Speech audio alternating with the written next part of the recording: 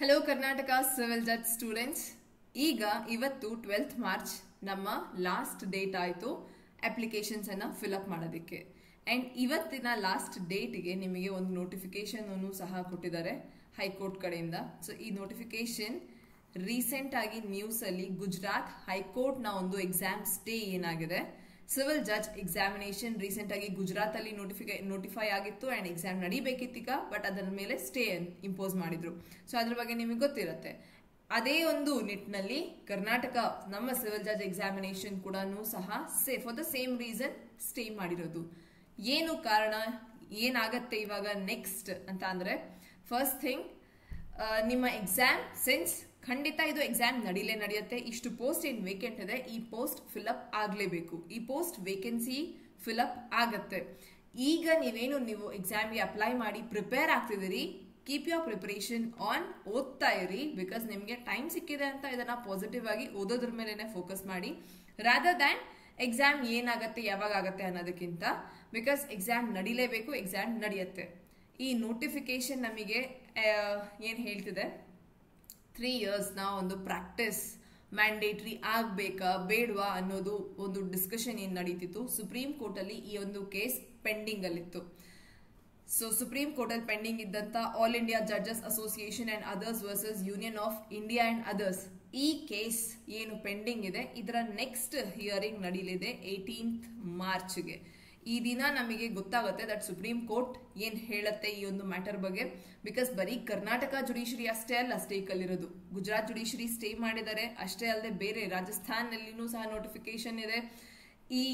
ಇದಲ್ಲದೆ ಇನ್ನಷ್ಟು ಸ್ಟೇಟ್ಸ್ ಈಗ ನೋಟಿಫೈ ಮಾಡಿದ್ದಾವೆ ಎಕ್ಸಾಮಿಗೆ. ಸೊ ಎಲ್ಲಾ ಸ್ಟೇಟ್ಸ್ ಅಲ್ಲೂ ಇದೇ ಒಂದು ಚರ್ಚೆಯಲ್ಲಿದೆ. ಸೊ ಈಗ ಈ 3 years ಮ್ಯಾಂಡೇಟ್ರಿ ಆಗ್ಬೇಕಾ, LLB ನಂತರ 3 years ಅಥವಾ ಹೇಗೆ ಏನ್ ಮಾಡಬೇಕು ಅನ್ನೋದು ಒಂದು ಕನ್ಫ್ಯೂಷನ್ ಅನ್ನ ಮೋಸ್ಟ್ ಪ್ರಾಬಬ್ಲಿ 18th ಮಾರ್ಚ್ಗೆ ಇರುವಂತ ಸುಪ್ರೀಂ ಕೋರ್ಟ್ ಹಿಯರಿಂಗ್ ಅಲ್ಲಿ ದೂರ ಆಗಬಹುದು.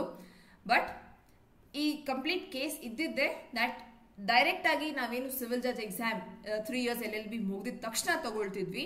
ಈ ಎಕ್ಸಾಮ್ ಅಲ್ಲಿ ಸಫಿಶಿಯಂಟ್ ಮೆಚ್ಯೂರಿಟಿ ಇಲ್ಲ, LLB ಇಂದ ಪಾಸ್ ಆಗ್ತಿರೋಂತ ಸ್ಟೂಡೆಂಟ್ಸ್ ಅಲ್ಲಿ ಸಫಿಶಿಯಂಟ್ ಮೆಚ್ಯೂರಿಟಿ ಇಲ್ಲ. ದಟ್ ರಿಯಲ್ ಟೈಮ್ ಗ್ರೌಂಡ್ ರಿಯಾಲಿಟಿನ ಅರ್ಥ ಮಾಡಿಕೊಂಡು ಎಂಪಥೆಟಿಕಲಿ ಜಡ್ಜ್ಮೆಂಟ್ ಅನ್ನ ಕೊಡೋದಿಕ್ಕೆ, ಜಸ್ಟಿಸ್ ಅನ್ನ ಡೆಲಿವರ್ ಮಾಡೋದಿಕ್ಕೆ ಸಫಿಶಿಯಂಟ್ ಆಗಿ ಅವರಿಗೆ ಆ ಒಂದು ಪೋಸ್ಟ್ ಅನ್ನ ಹೋಲ್ಡ್ ಮಾಡುವಂತ ಒಂದು ಕೆಪಾಸಿಟಿ, ಜಡ್ಜ್ಮೆಂಟ್ ಕೊಡುವಂತ ಒಂದು ಪವರ್ ಲ್ಯಾಕ್ ಆಗ್ತಿದೆ.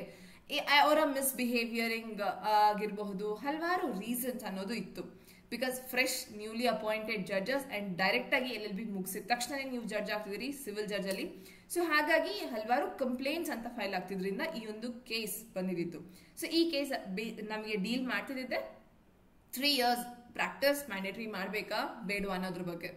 ಈಗ ಸೆನ್ಸ್ ಈ ಒಂದು ಗುಜರಾತ್ ನ ನೋಟಿಫಿಕೇಶನ್ ಸ್ಟೇ ಆದಾಗಿಂದ ತುಂಬಾ ಜಾಸ್ತಿ ಸ್ಟೂಡೆಂಟ್ಸ್ ಅಲ್ಲಿನೂ ಒಂದು ಟೆನ್ಷನ್ ಇತ್ತು. ಅಂಡ್ ಕರ್ನಾಟಕದಲ್ಲಿ ಈ ತರ ಆದ್ರೆ ಏನ್ ಮಾಡೋದು ಅಂತ.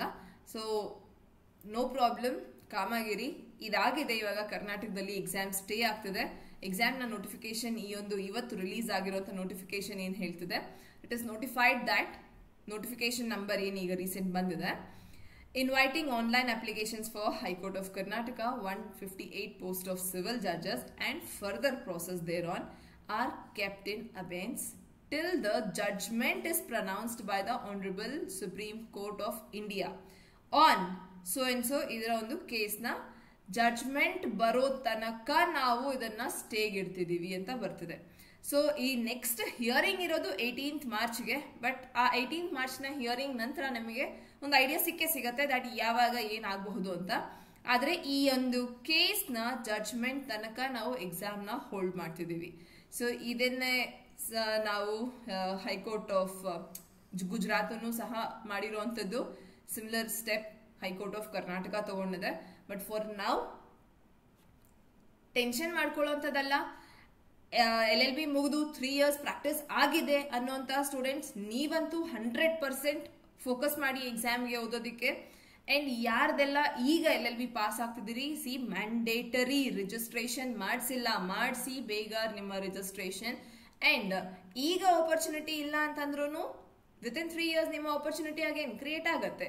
ಸೊ ಅಂಡ್ ಮೋರ್ ಓವರ್ ಇದು ಜಡ್ಜ್ಮೆಂಟ್ ಮೇಲೆ ಡಿಪೆಂಡ್ ಆಗುತ್ತೆ ದಟ್ ಆಗ್ಲಿದೆ ಏನಾಗಬಹುದು ಅನ್ನೋದನ್ನ ಜಡ್ಜ್ಮೆಂಟ್ ಡಿಸೈಡ್ ಮಾಡುತ್ತೆ.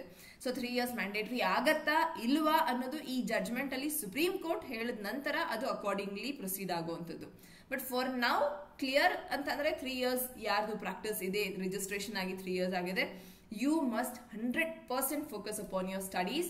ಅಂಡ್ ಯಾವುದೇ ಕಾರಣಕ್ಕೂ ಈ ಆಪರ್ಚುನಿಟಿ ಏನು ಕ್ರಿಯೇಟ್ ಆಗಿದೆ 158 ವೇಕೆನ್ಸೀಸ್ ಇದನ್ನ ಮಾತ್ರ ಮಿಸ್ ಮಾಡ್ಕೊಳ್ಳೋದಕ್ಕೆ ಹೋಗಬೇಡಿ. So keep preparing, stay calm, ಓದೋದ್ರ ಮೇಲೆ ಗಮನ ಕೊಡಿ. ಅಂಡ್ ರಿಜಿಸ್ಟ್ರೇಷನ್ ಆಗಿಲ್ಲ ದೆನ್ ಆದಷ್ಟು ಬೇಗ ನಿಮ್ಮ ರಿಜಿಸ್ಟ್ರೇಷನ್ ಅನ್ನ ಮಾಡಿಸ್ಕೊಳ್ಳಿ. ಹಾಗೆ ಎಕ್ಸಾಮ್ಗೆ ಬೇಕಾಗಿರುವಂತ classes support Swathi law academy ಕಡೆಯಿಂದ ನಡೀತಾನೆ ಇದೆ. ಅಂಡ್ ಅದು ಕಂಟಿನ್ಯೂಸ್ ಪ್ರಾಸೆಸ್ ನಿಮಗೆ ಇರುತ್ತೆ. We are always there to support you. And ಯಾವುದೇ ಒಂದು ಈ ರೀತಿ ನೋಟಿಫಿಕೇಶನ್ ಆಗಿರ್ಬೋದು, ಪ್ರತಿಯೊಂದು we are here to help you out.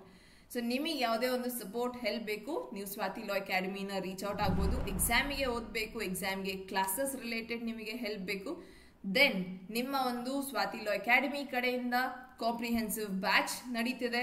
ಹಾಗೆ ನಿಮಗೆ ಪ್ರಿಲಿಮ್ಸ್ ಸ್ಪೆಷಲ್ ಬ್ಯಾಚ್ ನಡೀತಿದೆ.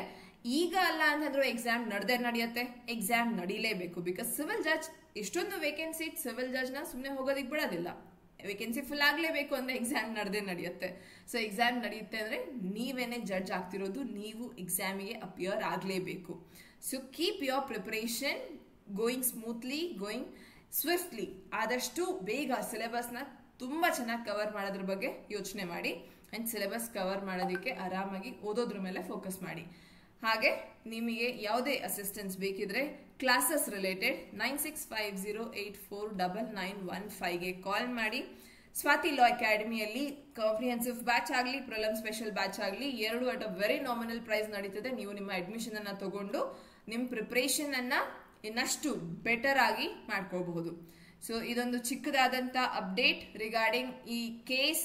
ಸೊ ಯಾವುದೇ ಒಂದು ಅಪ್ಡೇಟ್ ಏನಿದೆ ಈ ರೀತಿ ಪ್ರತಿಯೊಂದು ಎಕ್ಸಾಮ್ ರಿಲೇಟೆಡ್ ನಿಮ್ಮ ನೋಟಿಫಿಕೇಶನ್ಸ್ ಅಪ್ಡೇಟ್ಸ್ ಆಗಲಿ, ಲಾ ರಿಲೇಟೆಡ್ ನಿಮ್ಮ ಇನ್ಫಾರ್ಮೇಶನ್ ಸ್ವಾತಿ ಲಾ ಅಕಾಡೆಮಿಯಲ್ಲಿ ಸಿಗತ್ತೆ. ಸೊ ಹಾಗಾಗಿ ಚಾನೆಲ್ನ ಸಬ್ಸ್ಕ್ರೈಬ್ ಮಾಡ್ಕೊಳ್ಳಿ, ಇದುವರೆಗೂ ಸಬ್ಸ್ಕ್ರೈಬ್ ಮಾಡಿಲ್ಲ ಅನ್ನೋದಾದ್ರೆ. ಅಂಡ್ ಈ ವಿಡಿಯೋ, ಈ ಒಂದು ನೋಟಿಫಿಕೇಶನ್ ಏನು ಎಲ್ಲರಿಗೂ ಶೇರ್ ಆಗ್ತದೆ. ಆರಾಮಾಗಿರಿ, ಕಾಮ್ ಆಗಿರಿ, be at peace and prepare for exam. Thank you.